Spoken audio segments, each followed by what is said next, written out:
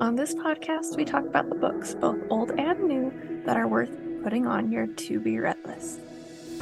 I'll include the back cover synopsis, content warnings, as well as my pro and con list. To avoid any spoilers, head over to my Instagram at enjoylifewithme.angela. I'd love to hear your thoughts on these books. Let's jump in for the day. Today we're going to be talking about Catch Yourself a Snowmance by Savannah Scott, which is the second book in her series, Have Yourself a Merry Little Romance.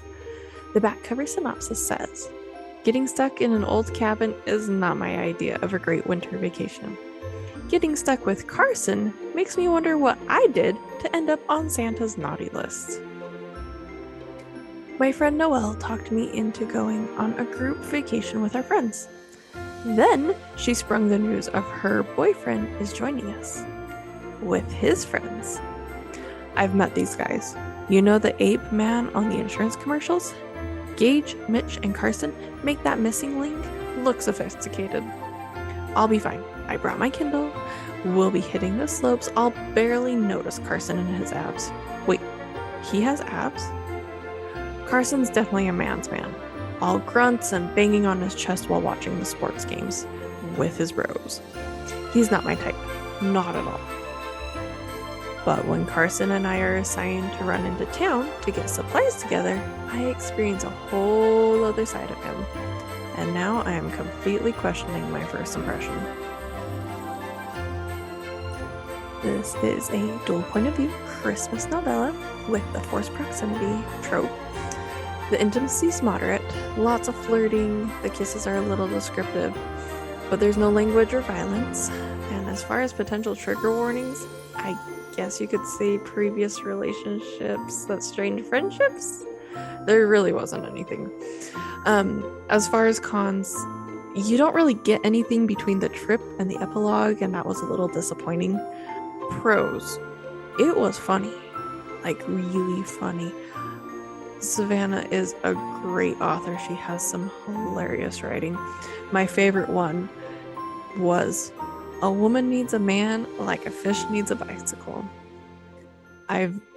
That was just so funny. Laughing like a crazy person on the couch reading that one.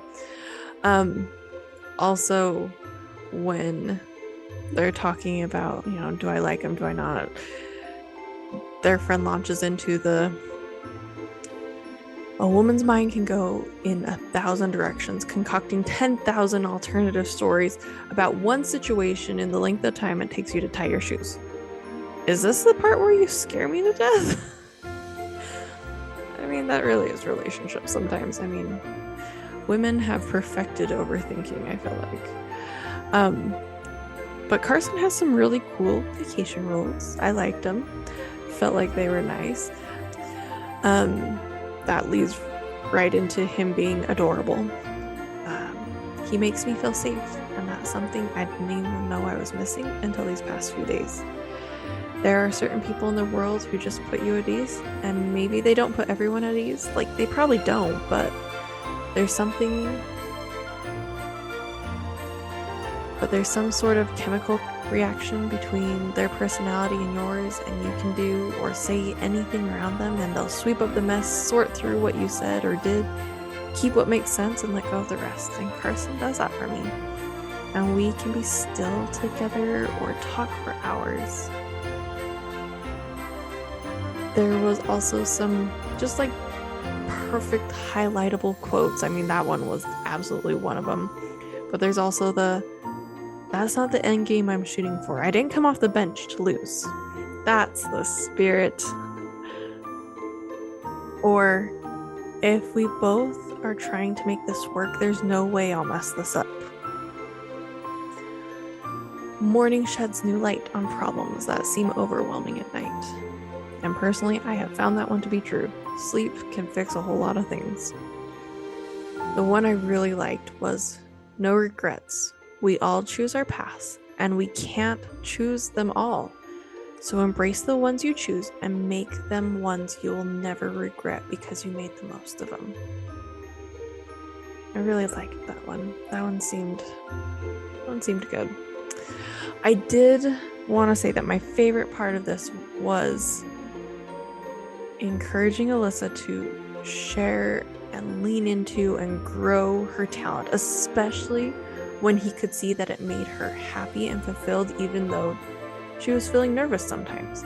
Because, I mean, having a talent doesn't mean you're good at sharing that talent. So I thought it was great. Loved it. I am really looking forward to next year and seeing Tori engage. Would love to see how those two get along. That'll be fascinating. Anyways, I hope you'll jump over to my social media. It's enjoylifewithme.angela on Instagram and enjoylifewithme_ on Book Talk. I would love to hear what you think of this series so far. These 2 books that have been released. I'm loving this friend group. I am honestly jealous of this friend group.